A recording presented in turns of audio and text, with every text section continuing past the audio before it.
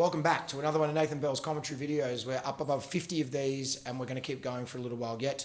If you like or what you hear, what you see, then please like and subscribe, support Nathan. Check him out everywhere on the internet. And today, Nate is going to muse about magic, magicians, etc. Yeah, well, I've always been, I'm a fantasy nerd. I always loved Merlin, I always loved Gandalf and magic and sorcery. But in recent years, I've come to take magic a bit more seriously. I think people mostly put wizards and magicians and supernatural characters into the fantasy fiction genre, but if you look into the etymology of the word wizard and witch, it means wise woman, witch means wise woman, and wizard means wise man. So, in ancient times, the word wizard and witch was a term of endearment for someone who was valued in the community as having knowledge. They were keepers of knowledge. And they were usually the medicine people in the community. The witch doctor is the doctor. And I think the way I've come to understand what a wizard is, if you look at the character of a wizard, they're often seen depicted experimenting. And they were early chemists, alchemy, turning metals into gold through some magical means. This was one of the things they were into.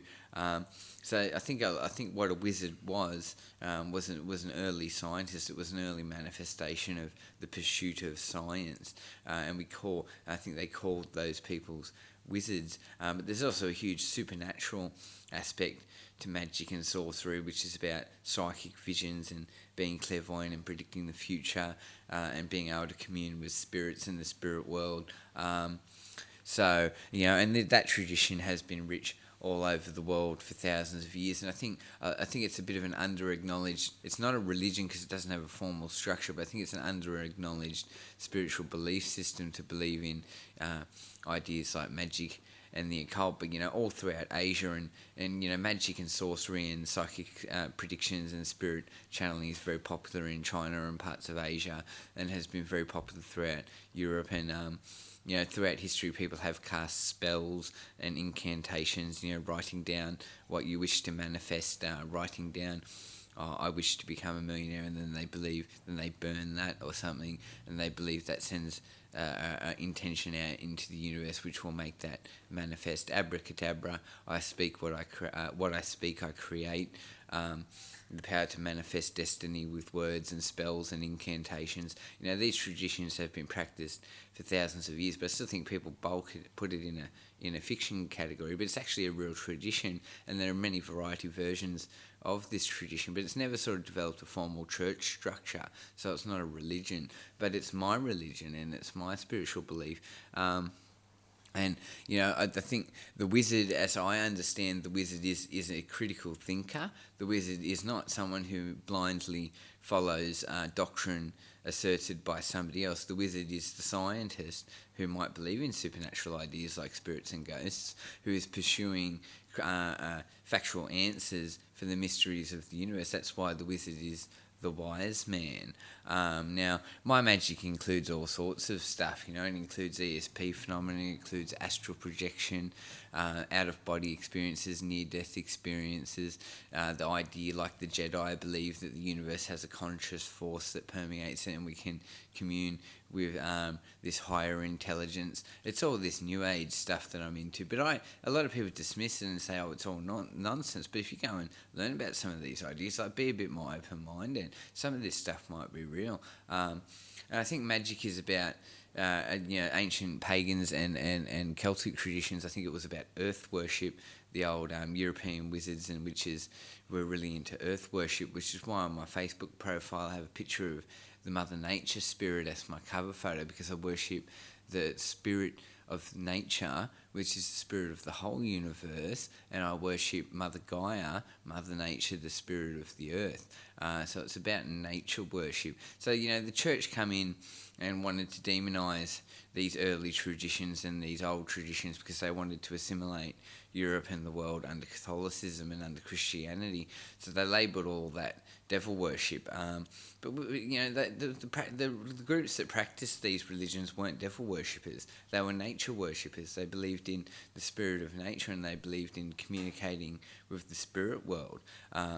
It's like the ancient Europeans who believed they could commune with the Fae people and interact interact with another dimension, which was the world of the fairies. And the fairies were viewed as a deity creature. It's interesting to note that the idea of a fairy having wings, that came about in art. This is one thing I learnt through my research. Initially, the idea of fairies, they were more of an ethereal spirit being, and then in old art, hundreds of years old, some artists in particular started to depict fairies as childlike looking characters with wings, but actually in the root of the tradition, the fairy didn't have wings. So that's a complete fiction. And this is the thing about witchcraft and magic, is it's heavily altered by fiction, and there's a lot of fictional content around these ideas, but you've got to follow back and look at the history of the original ideas that formed these traditions. It's interesting now we're learning about psychedelics, and we're learning that all these indigenous cultures and shamans were witch doctors and wizards as well, they were mystics, and we're learning that all these ancient traditions used psychedelics to commune with what they interpreted as the spiritual world. And I wonder whether there's anything to that. Is there this alternate reality, and we can open our consciousness through taking psychedelics and interact with beings in another dimension? Is that the land? Is that the fairy world, the land of the Fae? It's a bit like Narnia. They go through the wardrobe, Lion the Witch in the wardrobe, and then all of a sudden they're in this parallel universe.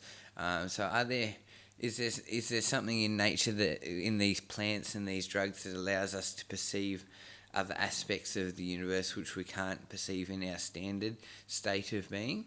So my magic incorporates psychedelics. I haven't used them yet. I'm fascinated. I avoided psychedelics when I was a young man because I have schizophrenia, so I really have to be careful about altered states of consciousness because it can send me bonkers. But I'm really into psychedelics as a spiritual drug, and now we're learning all these traditional cultures use psychedelics to commune with the spirit world and with nature and with the nature spirit.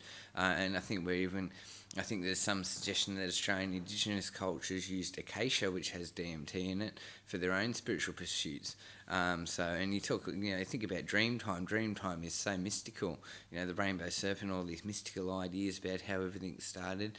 I think a lot of cultures have practiced this tradition of psychedelic use, and I consider that part of magic.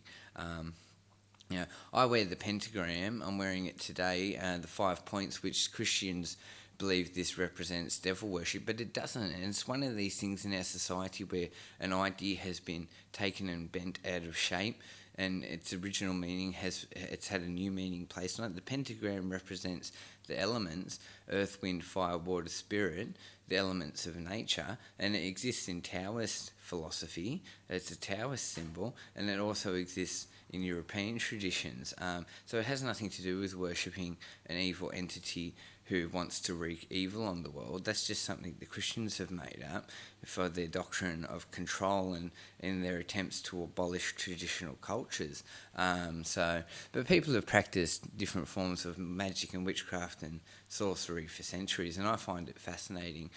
So I want to be a wizard, and I definitely have very strong mystical beliefs around ESP phenomenon and astral projection and psychic powers and all this stuff, and I wonder if any of it's real.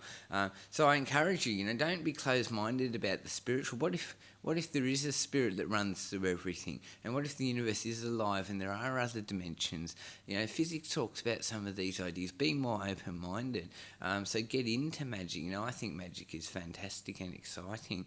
I've looked at hundreds of ghost videos on YouTube, hundreds. I encourage you, I don't know if I'm saying I believe in ghosts, right? But go on YouTube and just spend a few months looking at hundreds of ghost videos and tell me that you don't become convinced that they're a ghost, because you look at some, I've seen hundreds of them and some of them are bloody convincing. So do the research and be open-minded, guys. Don't be so narrow-minded. Be open-minded to the spiritual. I'm not a die-hard atheist. I can believe in God. I can believe in spirits.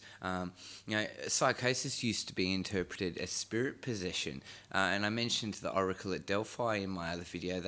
She was the Greek oracle, and she would take psychedelics and then she would rant and she would have these visions, and the Greeks would interpret what she was saying as being a message coming from a higher power. So, they used to view psychosis and schizophrenia as magic, as spirit possession, and people who change personalities and then become another character, it was like they were being possessed by spirits. That's how they used to interpret it back in the day. So magic's a really interesting subject, guys. I love me some magic. So, if you want to know about magic, come up and ask me in the street when I'm busking and selling books, and I'll tell you what I think about mysticism and magic, or drop a comment in the comment section and we can talk about the occult.